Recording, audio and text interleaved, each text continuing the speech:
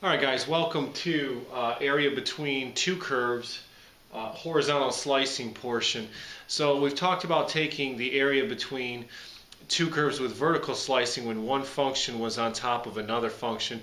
But the key to using horizontal slicing is what happens when the same function is both on the top and the bottom of the slice. So if we look at this figure here, we can see a parabola is really turned sideways, might be the square root, plus or minus the square root of x, some function like this. But you notice how there are two outputs, okay, with one input here. So when we see this happen, okay, when we see one curve not on top of another curve, or in this case one specific curve, we can use what's called horizontal slicing. It's going to be very similar to vertical slicing, but instead of drawing a vertical rectangle here in green, we've drawn a horizontal rectangle. Okay, so it's important to know what the integral is for that. How do we find the area between two curves when we have to horizontally slice? So the definition tells us if a region is bounded by f of y on the right and g of y on the left at all points on a given interval, the area is described as follows. So we go from C to D. That's our area. Those where the function intersects. F of y minus g of y. So f of y would be the function on the right, and g of y is the function on the left. So it's going to be very important that every time we find the area between these curves, we actually draw the figure so we can see the area.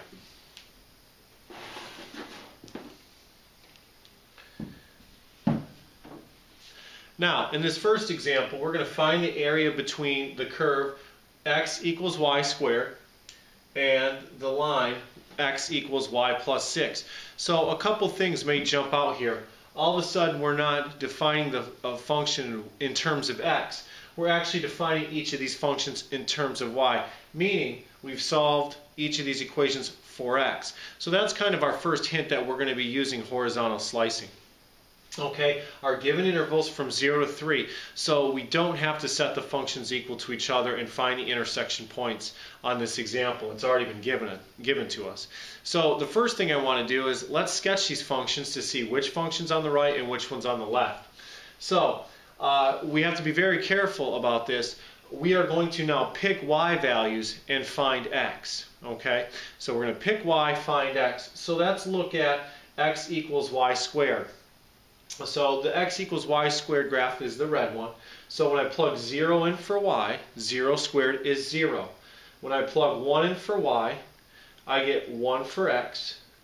When I plug 2 in for y, I get x is equal to 4. And when I plug 3 in for y, 3 squared is 9. So 1, 2, 3 for y, and I go 9 over on the x. So that's very important. We're picking our y values and finding x. Each of these x's go by an interval of 2. So there's my red graph. That's my x equals y squared portion. And from 0 to 3, I have to now graph y plus 6. So when y is 0, x is 6. So there's our first point. When y is 1, x is 7. When y is 2, x is 8. And when y is 3, x is 9. So there's the start. They both start at from here to here. So the region bounded, they intersect here at 6, 3, or excuse me, 9, 3. And we're looking for the area between these two curves. So you can see that one function's on the left, and it looks like x equals y plus 6 is on the right side. So let's set up our integral. So we have 0 to 3, that was given. Now the function y plus 6 is on the right, and we're going to subtract from that the function on the left. So we've done that. Y plus 6 minus y squared, and notice we're going dy. We're going to take the integral with respect to y. In the second step here, I've just kind of rearranged the polynomial and put it in standard form. I started with negative y squared plus y plus 6 dy. Now we integrate. So the integration of negative y squared is negative y cubed over 3. Integrating y, we get y squared over 2. And integrating 6, we get 6y. It's really important to remember, since this bottom term, our c value, is 0, and all of these terms have a y, we don't actually have to substitute that in. All we have to do is plug in 3 into our integrated function. We do that here, and we get 27/3.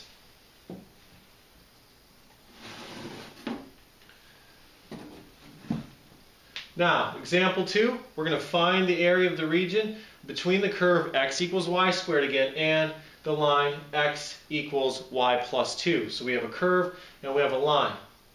When you look at the graph at first, you may notice that now I've drawn the bottom portion of the graph. Reason being is we haven't gotten an interval here. I haven't said, let's find the area between 0 and 3. I actually have to find that interval now. So I'm going to use positive and negative y values because I don't know where these two functions are going to intersect. Okay? So because I don't know that, I'm going to sketch each function. I'm going to start with my curve x equals y squared, and that's the red graph here. I'm going to go from 3 to negative 3 on the y. You plug 0 in, we get 0. We know if we plug in 1 for y, 1 squared is 1. We plug in 2 for y, 2 squared is 4 along the x. And if we plug 3, we get 9 for x. So there's the top half. And because this is a squared y value, you're going to have the same x values here. Negative 1 for y, negative 2 for y, and negative 3. For example, negative 3 squared is 9. So at negative 3, we go over to 9. So there's our first function. Now let's graph x equals y plus 2. That's going to be linear. We plug 0 in for x or y, we get 2 for x. You plug negative 1 in for y, we get 3. We plug 2 in for y, we get 4, and that's where they intersect. Once you graph, so I draw my line, and it looks like we're going to go from negative 1 to 2, because that's the intersection points, negative 1 to 2 on the y value. Okay? So, to ensure that we're correct, let's actually set the functions equal to one another. So I set my two functions equal, and this is a quadratic, so I'm going to bring all the terms over to one side, and the first thing we can do with any quadratic is we really want to try to factor. So we factor, and we can, and we get y minus 2 and y plus 1. So if y is 2 and if y is negative 1, we get 0, and so that confirms our interval. Where are we going to find the area between these two curves? It's going to be from negative 1 to 2. And it's important to realize we're talking about y values here, not x values. From negative 1 to 2 on the y-axis. So, we know that the interval is from negative 1 to 2, so let's set up our integral.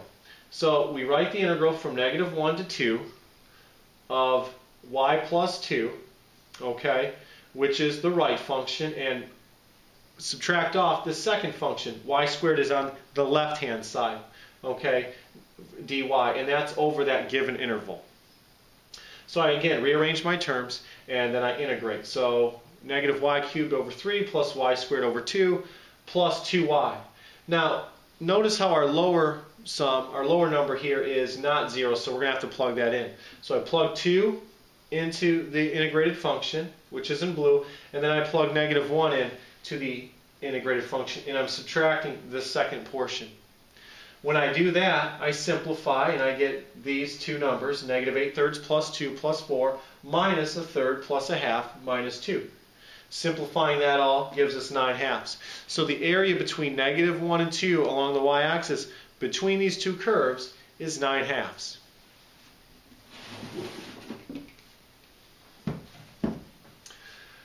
Final example. We're going to find the area between the regions x equals y squared minus 4y and x equals y. So again, sketch the functions. Now, it's important to look at this function because the function actually goes out a little ways and comes back. So if we plug 0 in for y, x is 0. So 0, 0. If we plug 1 in for y, we get negative 3. 2 in for y, 4 minus 8 is negative 4 for x. That's that point here. If we plug in 3 for y, you get 9 minus 12. Well, that's negative 3. And notice we're coming back Okay, we plug 4 in for y, you get 16 minus 16, so that means that's 0 for x. So when y is 4, x is 0, so that's the y-intercept. And when you plug in 5, you get 25 minus 20, and there's that dot there. So 25 minus 20 is 5 for x, meaning so 2, 4, 5. 5 for y gives us 5 for x. And then we plot x equals y. So whatever y is, that's what x is. So 0, 1, 1, 2, 2, 3, 3, 4, 4, 5, 5. We go up to 5. So it looks like the function here is going to be from 0 to 5. That's going to be our interval. That's where we're going to take the area. So just to check that, you can set the functions equal to one another, and I do. I bring all the terms over, and I get y squared minus 5y equals 0. And I factor that. I know if y is 0 or y is 5, I get a 0. So again, my interval is from 0 to 5, and we confirm that on the graph. And those again are for y values, 0 to 5, not x's. From 0 to 5, that's where we're finding the area. Okay, so we set up our integral, and I guess we can start over here. And we have from 0 to 5, y minus y squared minus 4y. We're going to subtract off that second function. That gives us this. Okay, so again, I rearrange my terms and I integrate, and I get negative y cubed over 3 plus 5 halves y squared. Again, beautiful thing. 0 is our bottom number, so we can ignore that when we substitute. All we really have to do is plug in 5. And we plug in 5 to our function, and we get 125 over 6. That's the area between 0 and 5 for the y values of those two functions.